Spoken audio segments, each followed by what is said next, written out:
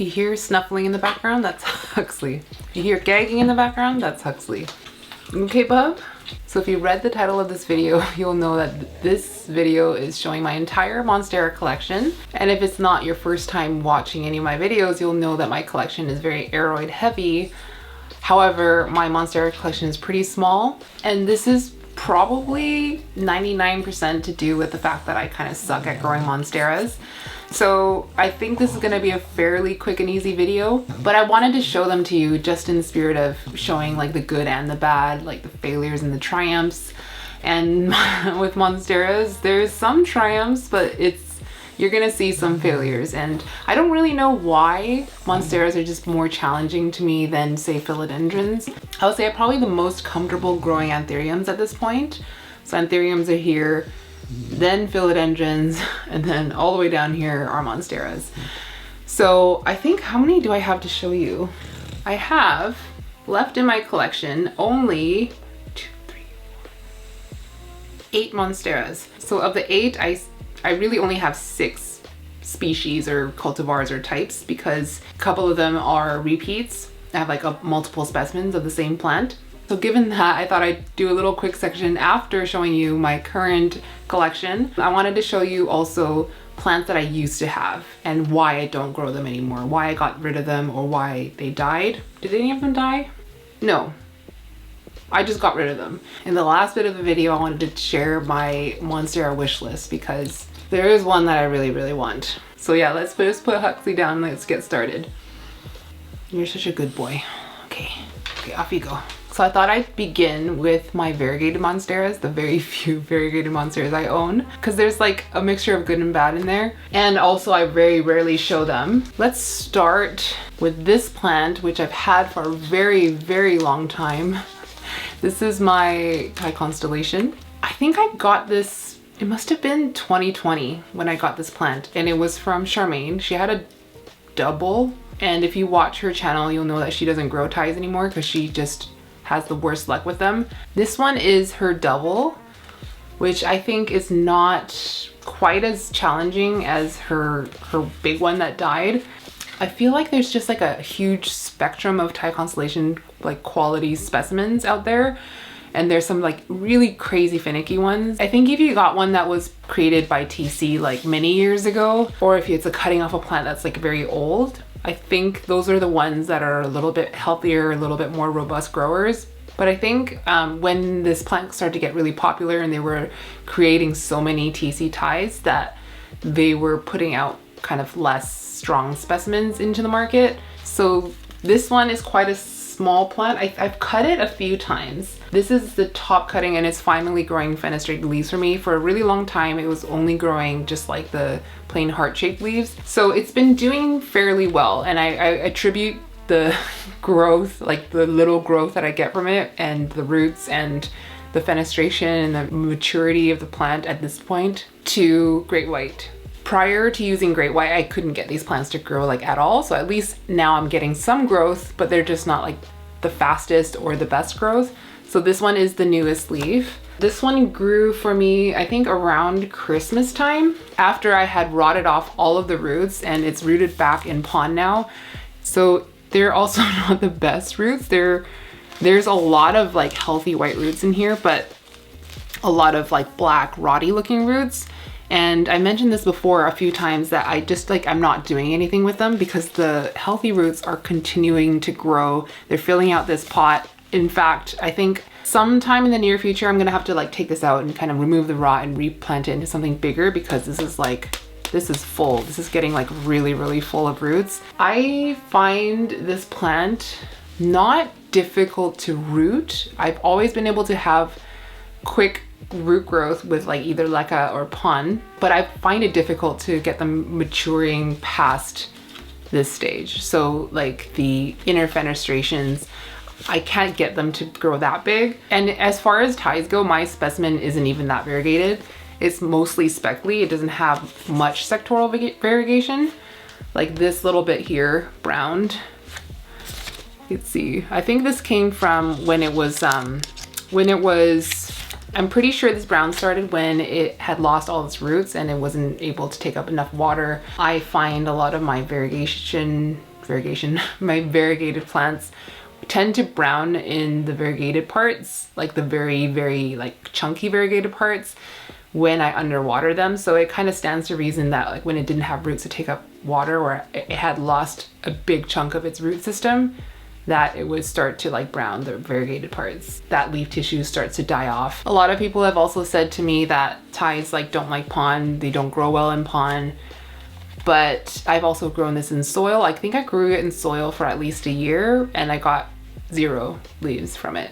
So I work with the substrates that I'm comfortable with, right? So I don't know, like maybe if I wanted to try something different to get like quicker growth or like more maturity, because it does get a good amount of light, I think I might try tree fern fiber. But yeah, that's an internal discussion for another day. But as far as variegated monsteras go, I think Thais are my favorite. If I were to choose between a Thai constellation or an ALBO, I would definitely choose a Thai or any form of variegated large form monstera. Speaking of ALBOs, if you watched my last video, which was a repot, where I like addressed some very overdue repots that I had put off doing for a really long time, you would have seen this one. So that is my ALBO monstera.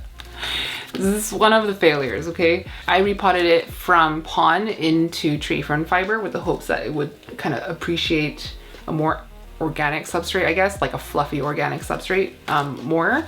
So this one, I've said it many times before, this one is a gift that I'm trying to rehab back and just to see if it can mature and like display a nice balanced variegation so that I can give it back to the person who gifted it to me. So that was Erin, or Unruly Botany on Instagram. So far, so not good. It's reverted twice on me now. So I've chopped it a couple times. I've had one cutting of it root and grow, and it's doing fine to my knowledge. I gifted it to a friend, but that one has like very minimal variegation. It's pretty spread out, but it's like very just kind of like a little smattering. It definitely wasn't good enough to be giving back to Erin, because Erin only likes the most perfect monsteras that like you would, you know, the kind that you would see on Instagram, you would bookmark it, because it's just like, if I were to ever get an ALBO, that's the specimen I would go for. That's what she wants. So we're nowhere near that right now. The newest leaf has a little bit of variegation. So the one that I gave away had a little bit more than this. And if I look at the petiole, it is pretty green. There's like a little smattering of like marbly white down here, if you might be able to see that. I don't have very high hopes of like the variegation coming back, but it used to have really nice like balanced variegation and quite a bit of white. I would probably say it was like 50-50. I just don't know why it's reverting so badly. This is about the extent of the variegation since I acquired it. So like it was a really nice balanced ALBO, and then in my care, it's been like this. So this will be a long-term project, I think. Yeah, I don't want to spend too much time on it because it's not a very happy plant. And then I have a second ALBO, which I got from Lauren, which is the polar opposite of that one. This one is like almost all white.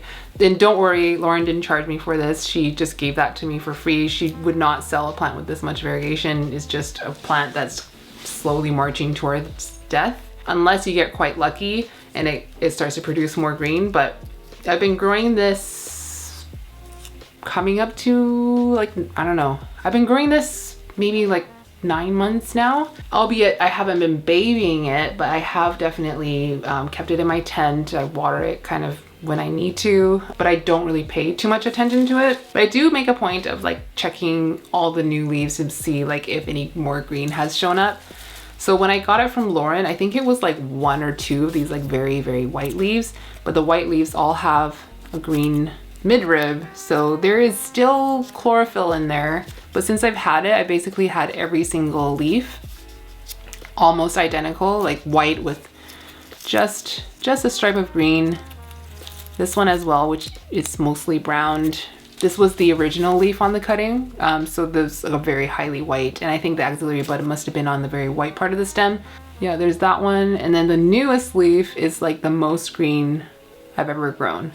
but this is such a sad looking Monstera. Let me scoot up. I'm not gonna, you know, get rid of it or anything. If I could get it to grow a little bit bigger and it was really white, I wouldn't mind growing a very white Monstera. I know I have to be okay with like browning and crisping. Other than that, like I think it could be a fun little plant to have in my tent in the long term. So with this one, I'm definitely hoping for a lot more green, but also like I'm not, you know, too fussed about it. This one is also in pon, which it's rooted. I can see roots, but it probably doesn't love the substrate. So maybe I'll move this one out too. This one, I don't think I've ever shown in my channel. Well, not this one. I showed another cutting I had gotten off of this plant that died. But this one is a yellow variegated Adansonii. This one I got from Charmaine. So this backstory is Jing had this yellow variegated Monstera. She hated it because it would always just melt back. And she had purchased it back in the day when variegated Monsteras was still quite valuable. And I really wanted to nurse this back. So I was pretty sad when the cutting that I had gotten died. It just rotted. It was stem rot, and it was a couple nodes, and it creeped up into the top node, and there was no saving it. There's no viable node left. I said I was sad about it, but I wasn't sad because I love this plant or anything. I don't really like variegated Adansonii. Nothing against the plant itself. Like I do appreciate the fenestrations and the leaf shape and like how they can look when they really mature up a pole. I always felt like this plant was just a elitist like flex plant for a really long time until it became so common that it wasn't a flex plant anymore, and they moved on to other things, or they kind of just like disappeared from the community. So for that reason, I wasn't sad that I didn't have the plant anymore, but I did feel sad because I'd failed growing that plant. Luckily, Charmaine was not failing at it, so she had taken other propagations and she gave me, I think this was a bottom, no, it was a top cutting. It was a top cutting that was split, like it would grow half moon leaves and also like pretty green leaves. So you can see the very oldest leaf is almost all green, and then it subsequently put out a half moon, and then I think those were maybe the 2 leaves that she had given it to me with. I think it's kind of reverting. So this has a little bit of variegation, this one another half moon, then one with a little bit of variegation, then it gets just a lot more green from there, like this one and this one. I think the newest leaf is looking like, it's hard to tell because the variegation hasn't developed yet on it, but it's looking like it could possibly be all green. So it's kind of small. I got this on a pole maybe around Christmas time, but it might have only grown like 1 leaf on this pole. So it hasn't been polled for very long. It's in pon. It's not rooted like crazy, but I do see some roots like back here. I think the secret to growing this particular plant that always melted is growing it in low humidity. So I have this growing on my living room shelf right now, like with a lot of my just living room plants that don't get too much attention. It doesn't get a ton of light. I think it's currently getting around like 100-foot candles. So definitely enough to sustain growth, but probably not enough to get it to size up. So I might actually move it in here and grow it under the Burle lights, and it'll probably be getting somewhere closer to like 200-foot candles, and see if it kind of sizes up. But I would not ever put this into one of my greenhouses, just because the only way that Charmaine's been able to keep it from browning and mushing off is by like having a fan directly blasting on it. So like it doesn't want to be damp all the time, I guess, is my guess. And I don't think that's true of all variegated Adansonii. This specimen, or maybe yellow variegated ones in general, I don't really know, are a little bit more sensitive to humidity, and they're just kind of like little weak plants in general. But yeah, this one I really never ever show. It might be getting a chop in the near future if it keeps throwing out green leaves, but it's kind of just like, you know, a little filler plant on a pole. Doesn't take up too much water. It's just kind of like a steady grower, you know, whatever. Yeah, if I ever get it to size up and have the variegation persist, I think I would probably like this plant a lot more. And I think the distant memory of annoying elitists will be far enough away that I think I can like grow to love this plant. But for now, it's just like, you know, whatever. Okay, last variegated Monstera. This one's probably my favorite, and I don't really know why. This one is known locally as a Devon's Tie. This one is, I don't even know what to call it. It's like a yellow variegated large form Monstera, but it's not an Aurea or what else do they call it? Not Montanum. No. What is the word that I'm looking for?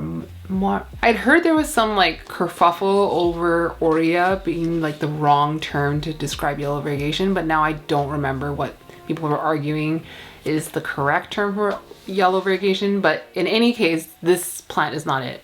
So with like Monstera Aurea, the variegation comes in very similar to like a Florida Beauty, where the yellow parts are quite green and then it kind of develops into like a yellow over time, and then over enough time it will kind of get creamy. This one will come in very yellow and then it just hardens to cream. So it never has that like limey green stage. Under bright enough light, the yellow goes to cream quicker. Hopefully this will pick up the color. This is a good representation of like the yellow. It was a little bit more vibrant before, and then eventually it will turn into like something like this. Just creamy, not white, but like an off-white. I've had this plant for like 2 years.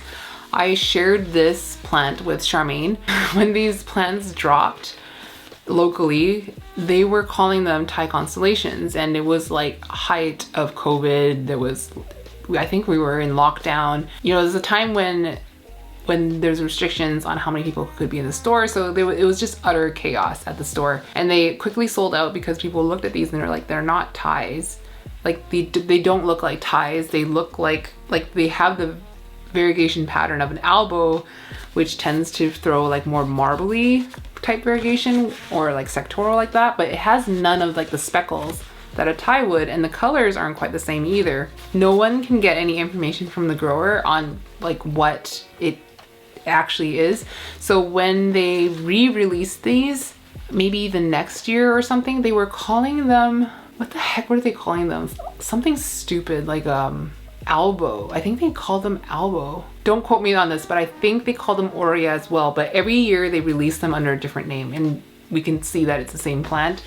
I don't think they know what they're talking about. So Kunzo has a yellow variegated Monstera called Yellow Maryland. Like, I mean, this is not a good representation of this plant. I'll see if I can find a photo of like a better specimen and throw it in here. The Yellow Maryland looks a lot like it, but we just don't know if it's technically the same plant. But I think somebody had messaged Kunzo and asked like, you know, what do you think? Do you think it's the same plant? And he acknowledged that they're very similar, or like the differences were indiscernible. But beyond that, we know it's definitely not his plant that they then TC'd and turned into this. So the general consensus is that they tried to TC a Thai constellation and then it mutated into something like this. I don't know. I've not spent too much time like kind of trying to figure this out because I don't think I care that much. I just care that the variegation will persist and that it'll grow nicely. This one is also potted in pond, and it's another plant that responded really well to Great White.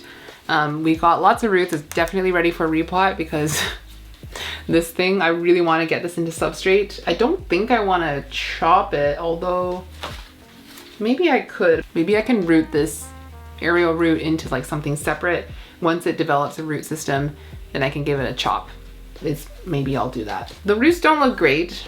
I think they're dried out.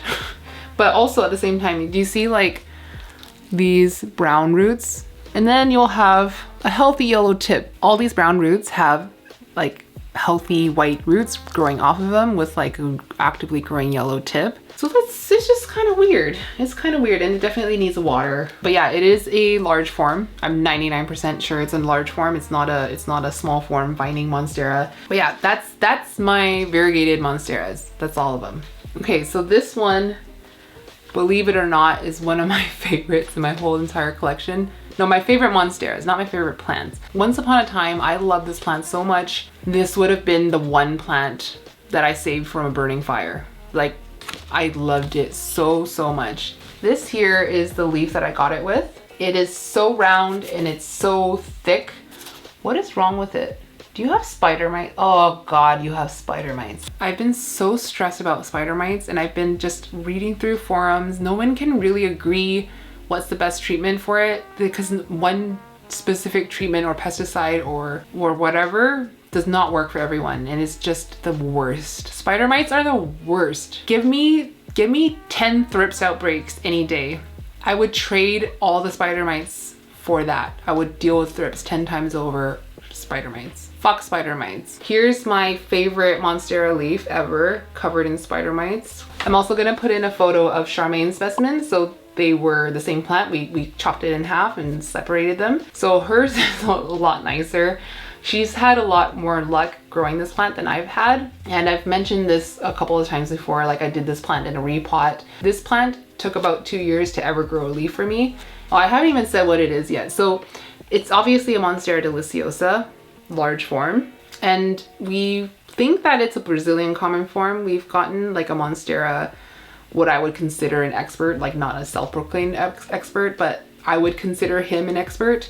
On Facebook to verify that it is a Brazilian common form. It doesn't quite look like the Brazilian common forms that you would normally see, but it does exhibit a lot of the same characteristics. So it's very, very thick. Like the leaves are like plastic. They grow really slow. They rot really easily. They're generally like quite finicky, but just in terms of how deep the pennations go and how plasticky they are, I'm not 100% sure this is Brazilian common form, but that's what I'm inclined to believe. I need to just wipe this plant down because I'm so mad about the spider mites. Lately I've been doing a more kind of labor intensive but meticulous approach to end all spider mites, which is just like wiping every leaf down with end all.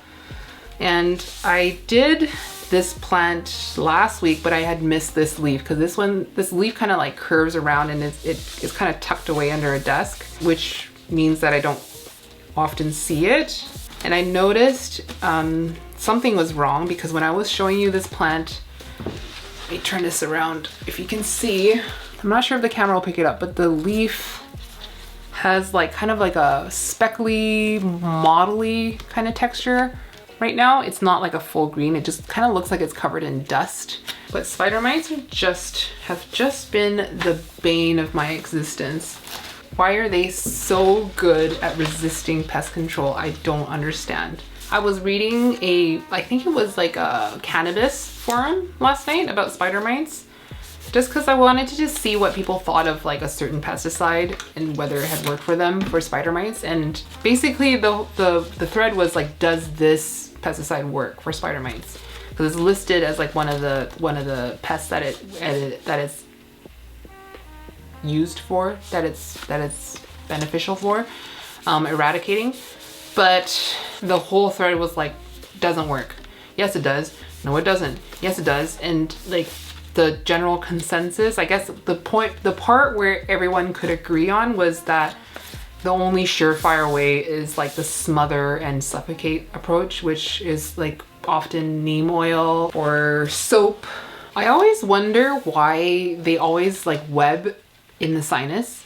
Is it just because of like the shape of it is kind of like this like little cove, like a little alcove that they can just feel safe in? I don't know. Within the petiolar sheath seems like a good spot, but they really like to just hang out in the sinus. There's a leaf emerging, which I'm gonna show you in a second, but I'm just gonna wipe that down as well in case they're attracted to the fresh leaf tissue. Okay, done. Back to this plant. So I did a repot sometime like last summer where I potted this plant in pond. So basically as a last ditch effort to root this plant, like I tried a bubbler, I've tried leca, I've tried pond, I've tried a parfait with like leca at the bottom, pond in the middle, and then moss kind of around the stem. None of it worked. And then my last ditch effort was like, I'm not gonna care about you anymore. I'm gonna stick you in this water with other propagations, like other plants I was trying to water root. And it wasn't a conscious decision, but I was too lazy to change the water. So there was like dirty brown water. And this son of a bitch rooted in it, and it rooted really well. And then I took it from that dirty swamp water, put it into pond. I basically smothered the roots in like great white. I actually just put the powder on. Usually I pot the plant and then I water the whole thing with mica water, or like great white dissolved in water. So it just gets watered with mica water. But in this instance, I didn't want to take any chances. So I put dry great white all over the roots, and then I just kind of let it do its thing. And I mean, you're not gonna be able to see the roots really because it's so covered in algae. Like, it's really hard to see, but the back of the pot will be a little easier to see. Not really. You can't really see, but there's some roots here. I know it's well rooted in here and it's continuing to root, and it has like big aerial roots pushing out, and it's rooting into the substrate, and it's been growing so constantly since then. I cannot believe the luck that I'm having with this plant, because for 2 years it didn't grow. It would root, but it would never even like attempt to push out a leaf. And I lost one of the really nice original leaves I had on it. And then suddenly, after like rooting in swamp water and getting drowned in great white, it's really happy again. And it's grown 4 leaves in the span of maybe 9 months? 9 months or so, 8 months. And it's pushing out another right now, kind of just right here. You can see this leaf, and it's going to be a fenestrated one. Every leaf is getting a little bit more mature. I love how dark green it is, and like just the plasticky feeling of these leaves. It looks really shiny right now because I've been wiping it with Endol. The leaf before is this one. Before that was this one. And the first leaf that grew from the axillary bud is this weird thing that looks kind of like a skull slash apple. I actually want to move this down to my living room so that it has a lot more space, because this shelf is massively filling up. This shelf is rapidly filling up. Yeah, so I've gotten some new lights in my living room, or a new light in my living room, which I'm excited to grow plants under because it's much stronger than what I had before, and there's like no natural light. When I got Daryl's LTH meter, I knew my light was bad, but I didn't know it was that bad. I don't know how some of these plants are still alive and growing, and they're not like just like one spindly leggy mess. It was like 20 foot candles, 25 foot candles these plants are getting, and somehow they're growing. Plants are wild. So yeah, anyways, this plant right now currently does not look like anything special. It looks just like a regular old Monstera, but hopefully I don't screw it up and I don't piss it off and like make it rot all its roots off. Hopefully we can get it to grow into something spectacular, and eventually, once there's enough stem, I'll be getting it onto a pole just for support and just to allow it to root into something else. But if I can ever get it to that point where it's growing really big leaves with like inner fenestrations, I can probably safely tell you right now it's gonna be my favorite Monstera in my entire collection. Last one, the only Monstera I've ever grown successfully, is the ESQUELETO. So I repotted this in my last video, so if you watched that one, you would have seen it like very recently. I got it from like a little plastic cup into something a little bit bigger, not by a ton, but it's definitely more space, more stability for sure, because the other one was so light, it was just always falling over. And I'm pretty sure I'm gonna move this to my living room. I've been growing it out here in like the ambient plant room rather than in my exo for the past, I guess, since I filmed that repot, so just over a week. It's gotten a bit of a shock from the root disturbance, so the new leaf is unfurling ever so slowly, but we have nice roots starting to form, fuzzy little white roots kind of all around. Of all the plants that I repotted that repot session, this one has started to re-root the quickest. So yeah, I think this one would actually do well in like my new better lit living room spot shelf, which I don't know if I'll ever show that area of my house just because it doesn't show well on camera. It's already pretty dark in real life, and then on camera everything looks so much worse. So I don't know if you'll ever see that shelf, but I think I want to move this there. It would just basically be behind my dining room table, and like once this gets really big, I think it can look really cool. So basically it's the same plant as last week. The only thing that really changed is that this leaf unfurled ever so slightly. Definitely, in my opinion, one of the easiest Monsteras you could grow if you're not good at Monsteras. If you're good at Monsteras, then what I'm about to say doesn't matter. If you have trouble with like the Thai constellation, any sort of climbing plant, I feel like Monstera ESQUELETO is just, as long as you give it a support so it doesn't start to run, I think it's so easy to get it to size up. Like, I would kind of be interested to grow a specimen. I don't think I probably would take this on, but I'd be interested to grow a specimen not on a moss pole, just like on a stake, and see if it's really just the support that it's looking for, or if it really relies on those aerial roots attaching to substrate that they can get nutrients from. I'm kind of curious, but not so curious that I would actually do that experiment. I'll just keep growing this one out, and I think once it reaches the top of this pole, I'm going to chop it. But definitely one of the easiest Monsteras in my entire collection. It's so rewarding to grow, and they size up so readily. It's been just a total pleasure to grow. And I grew this from it's buried now, but it was a leafless node about this big, single node with a good amount of roots, no leaves, and then it's just exploded. When you just stop and think about it, you think how many times those cells have multiplied and divided to get from this to this. I think about this often as well with seeds. Like, when I see a plant of mine that I grew from seed, and then I guess that it's like a proper plant now with like a personality and like features, and I'd be able to like recognize it by photo. And that came from a seed. Like, a seed is something that is like on your bagel, or like, you know what I mean? It's so tiny and it has so much power in it. Plants are just so incredible. Talking about bagels made me really hungry. So that's basically my collection. I have one more DELICIOSA large form that's kind of like in my editing room, my guest room, but it's too big to bring in here, so I'll just pop a photo here. Nothing too much to show, but that one also started to like come alive when it started to get great weight. And the first and only leaf it ever grew for me was just so cool. It's like, it's so fenestrated and yet quite compact at the same time. Overall, it's not the most rapidly growing, robust looking plant in general. So it's actually a very similar story to this Monstera, just much less growth. In the past, I've had a few more Monsteras, but I've had such poor luck growing them that I gave up on them pretty quickly. So I'm just gonna scoot over here and show you the plants that I used to own that I no longer own. So the first one is a yellow variegated Monstera Stanleyana, and you're gonna see a theme here. These very viney Monsteras, like the very viney ones, are not my friend. I mean, I guess you could argue that ESQUELETO is maybe a viney one, but I feel like these ones are more viney. I don't know, I think I like the texture of them, but because the leaves never get massive, I think I got tired of them pretty quickly.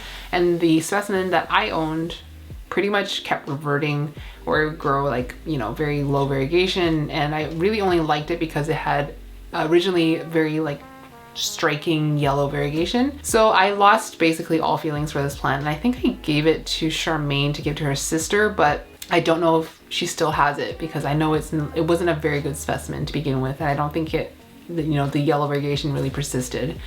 And then I also had a Monstera Lechleriana. I imported this from either Equigenera or Tropicals Plants. I just don't remember which one. That one was not difficult to root, but it just kept dropping leaves. And then, you know, I wanted this plant because the mature specimens with like the fenestrations looks so stunning, and the texture is really nice and thick. It was another plant where, like, because it was struggling for so long to even grow, and it looked quite sad, over time you're just over it. So that was another plant. Oh my gosh, Monstera spruciana. I loved this plant and the way it looked. It's just so beautiful. Those like really deep pennations, and it's got the most lovely texture. It's really dark green, and the texture is very like almost velvety. Like, I would say it's one of the more velvety Monsteras, and it's not super thick, but it has like just this like delicious drapey kind of yummy texture, and I just thought it was so beautiful. So Charmaine and I purchased one locally and we split it. both of us, like, this was the plant that started the thing where she chops off the runner and throws it against the wall, because that plant ran like crazy. And eventually when it lost the leaf, it just became this runner factory. So I think I have a photo of what I did to the runners, because I was just like, it was just comical at this point. Where are you going? Like, where are you running to? You're almost touching the light. And when I had it on a support, I took another cutting and then I put it on a support. It was a moss pole. It grew, it sent a runner out and grew all the way up to the top of that runner. And then I put out a leaf. So it was a pole, runner, little leaf. So stupid. I managed to get a small plant to kind of like grow leaves up another pole. I don't know how many times I tried with this plant, but I think it was consistently putting out leaves. None of them were sizing up, and I was like, fuck it, I'm selling you. So I sold him and he's gone out of my life. Would never get one again.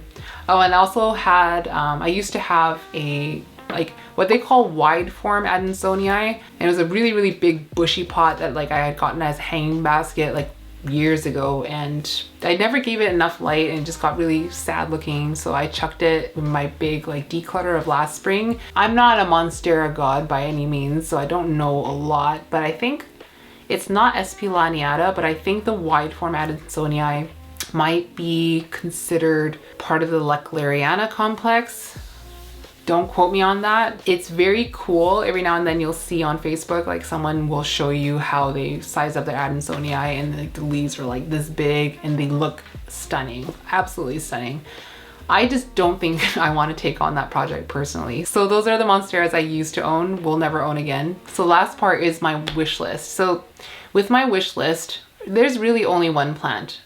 Maybe you could stretch it to two. And this all centers around my like deep, deep love for Monstera deliciosa. So if you watched my 2023 wish list video, you will know which one I'm talking about. It's the Monstera Burle Marx Flame. I think it's on a lot of people's wish lists, and it's starting to become a lot more available, which is amazing. And I think pretty soon I should be, hopefully, fingers crossed, be able to get my hands on one. Lauren is bringing in some Burle Marx Flames, so Lauren at North Shore Tropicals, in case you're not aware. So I'm not getting anything for this, but I just wanted you guys to know because this pre-order is still running. So basically how it works is she's bringing in Burle Marx Flame in 3 different sizes, so like 3 different, you know, pricing tiers, and also Spiritus Sancti from a supplier. It's a supplier with a good reputation is all I know. And she's taking pre-orders of them up until March 15th. So when is this video going out? Okay, so this video is going out March 5th. So you're gonna have, if you're watching this on the first day, you have 10 days to get your pre-order in, and then they should be arriving at the end of March. And then she's gonna actually hold these plants for 2 weeks minimum. She can hold for longer if needed, but she's not releasing them as fresh imports. So she's gonna like acclimate them for a couple weeks and get them kind of set up and rested and starting to see root growth before she's releasing them to the pre-orderers. It's a lot of work on her part to make sure like she's sending out really properly healthy specimens that aren't like dead on arrival. So as far as pre-orders go, I think it's a lot less risk. I think there's 3 different sizes of the Burle Marx Flame and then 2 sizes of the Spiritus Sancti. With my current financial state and like how much I'm trying to save up and, you know, house projects I have going on, I can't get both. I do want a Spiritus Sancti, but I want the Burle Marx Flame more. So Charmaine and I are planning to split one and try to grow it from little tiny baby to something, the plant of our dreams. So I tried to get as much information as possible just in case like people have questions. So the first thing is, if you are local to Vancouver and you're gonna pick it up from her in person, then there's no shipping. So like the price of the product is the price of the product. Similar to if you're picking up locally any plants on her website. And then if you were to pay shipping, it would just be the price of shipping from her shop to you. And just a reminder that she does now ship to the States. So that's an option if you're not in Canada. And then another question I felt like was gonna come up is like, are these TC plants? And the answer is that they're not. They've been grown via cutting. So they're not like those TC Spiritus Sancti, which like I think some people have a problem with, some people don't. I personally don't. Genetically, it's the same plant. It's just like if they started with the poor mother, a subpar specimen to then duplicate, then that's when you start to get crappy TC plants. But I don't know that that's the case with the Spiritus Sancti currently on the market. I don't know that anyone's TC Burle Marx flame yet. But anyway, all that to say, that's the main plant, the main Monstera on my wish list. And I'm really excited to get my grubby little hands on one this year. And then the other one would probably be on like a lesser level, the Monstera Sierrana. I think they're absolutely stunning with that kind of really rounded sinus, and it's like very, very spindly as well with really deep pennations. I think they're absolutely beautiful. Benji plant has one, and I think it looks so pretty and just kind of creepy looking in his living room and very, very wabi-sabi. I would love to get one, but also knowing how valuable they are, I don't trust myself with one. I would much rather invest in a Burle Marx flame because it's even more exaggerated of that like really disgusting, creepy salad fingers kind of leaf shape. Beyond that, I don't see myself really wishing for more Monsteras. I think personally, I would just try to grow out all like my Deliciosas better. Starting with the ALBOs for sure. The Thai can use, you know, a little bit of TLC. That yellow variegated one could definitely use a bigger pot. But for sure, the biggest project as it pertains to Monsteras for me this year will be my ALBOs. I know I can do better. So anyways, that is it for today. I hope you enjoyed this video. If there's any Monstera that you think I really need to get my hands on, do let me know. I just don't pay attention to Monsteras that much, but if you think one would really suit me, I'm very keen to hear. But with that, I will say goodbye. I hope you have a wonderful rest of the weekend, and I'll see you in the next one. Mwah!